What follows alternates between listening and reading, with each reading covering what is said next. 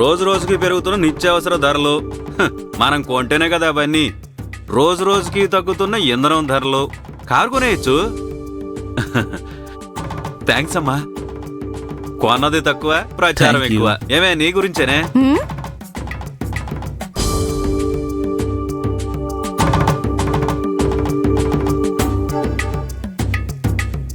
సీతమ్మా, ఏముండారు? ఓ, ఇవన్నీ చూస్తుంటే చాలా ఆకలేసేస్తుంది. ఇడ్లీ, దోశ, పూరి, హే పల్లి చట్నీ. ఎలాగైనా ఈరోజు పట్టు పట్టాలి.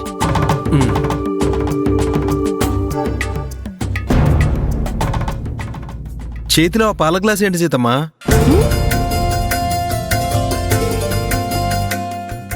పవిత్రకి ఇద్దామని వెళ్ళాను. ఓ, ఏంటి టిఫిన్ చేసిన తర్వాతే తాగుతానందా? తను అసలు రూమ్ లోనే లేదు. తాతయ్య వాళ్ళ రూమ్ లో ఉండుంటుందిలే. అయ్యుండొచ్చు.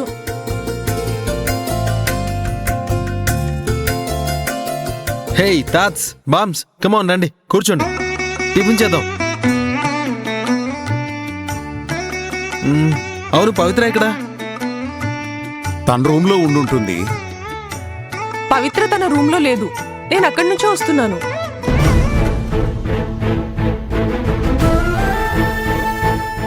మంగా, చెప్పండమ్మా. పవిత్ర ఎక్కడుంది? నువ్వు చూసావా? లేదమ్మా, నేను ఇప్పుడే ఇల్లంతా ఊడ్చేశాను, ఎక్కడ కనిపించలేదు.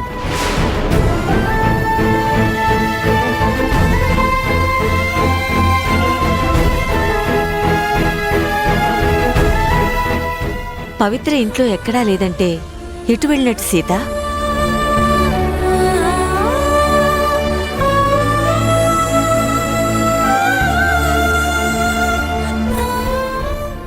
ఏమైంది?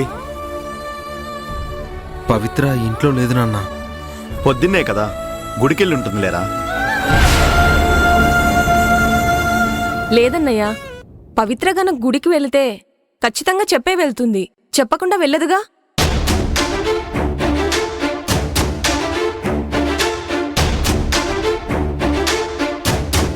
కీర్తి, నువ్వేమన్నా చూసావా? ఆ మహారాణిని కనిపెట్టుకుని ఉండడం తప్ప మాకు వేరే పని పాటలేదా?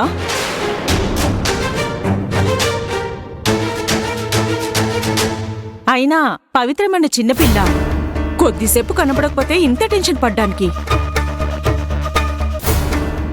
బయట పని మీద వెళ్ళుంటుంది, వస్తుందిలే. ఆయిందానికి కాందానికి మీరిలా తల మీద పెట్టుకుని చూడబట్టి ఆవిడ గారు రెచ్చిపోతుంది.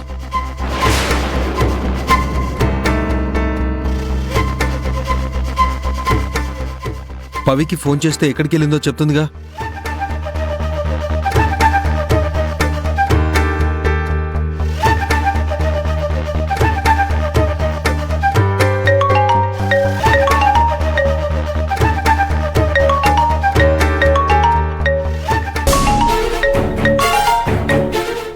అది పవిత్ర ఫోన్, తన గదిలోనే మోగుతుంది.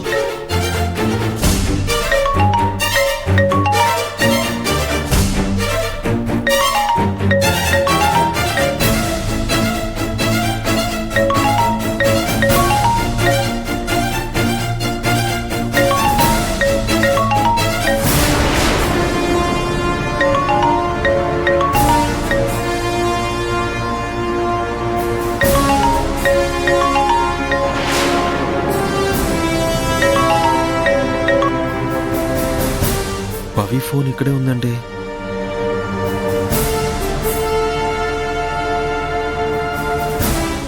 ఈ లెటర్ ఏంటి?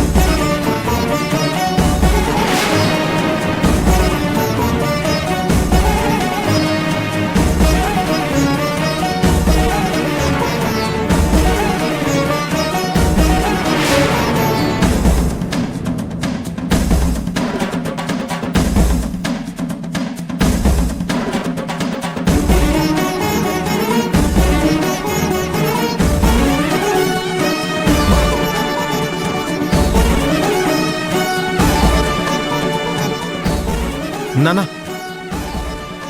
పవిత్ర కావాలనే ఫోన్ వదిలేసి వెళ్ళింది నాన్న. తన రూమ్లో ఈ లెటర్ కూడా ఉంది.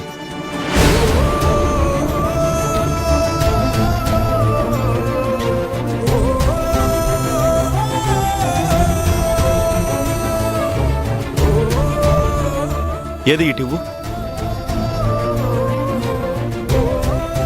పేరు పేరున అందరికీ విన్నవించుకుంటూ ఈ ఉత్తరం రాస్తున్నాను. నేను తీసుకున్న ఈ నిర్ణయం మీ కోపం తెప్పించొచ్చు, లేదా బాధ కలిగించొచ్చు.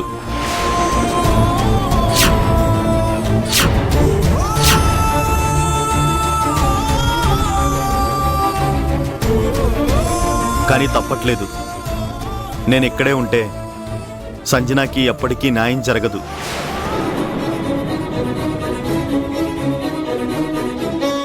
సంజన అది ఒక్కటి కావాలి. అందుకు నేను దూరంగా వెళ్ళిపోతున్నాను. ఎప్పటికీ తిరిగి రాను.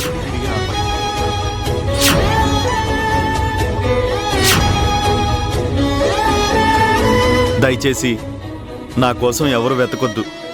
నన్ను క్షమించండి. పవిత్ర. అయ్యో,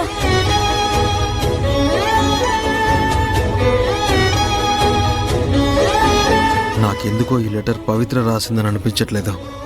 ఎక్కడో ఏదో జరిగింది. ఇలాంటి నిర్ణయం తీసుకోకపోతే ఇంకేం చేస్తుంది?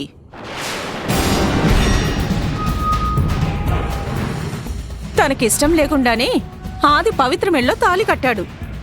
అది మొదటి నుంచి ఆ అమ్మాయికి నచ్చడం లేదు. దానికి తగ్గట్టు సీత ఈ పెద్దోళ్ళు తనని ఆదికి దగ్గర చేయాలని ట్రై చేస్తుంటే పాపం తట్టుకోలేక నిజంగానే అటో వెళ్ళిపోయి ఉంటుంది. చాలా ఆపండి అత్తయ్య.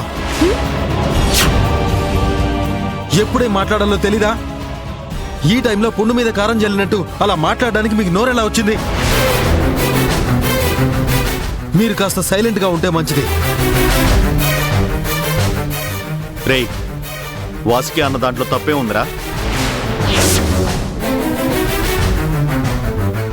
నువ్వు చేసిన పనికే నా కోడలు ఇంట్లోంచి వెళ్ళిపోయింది.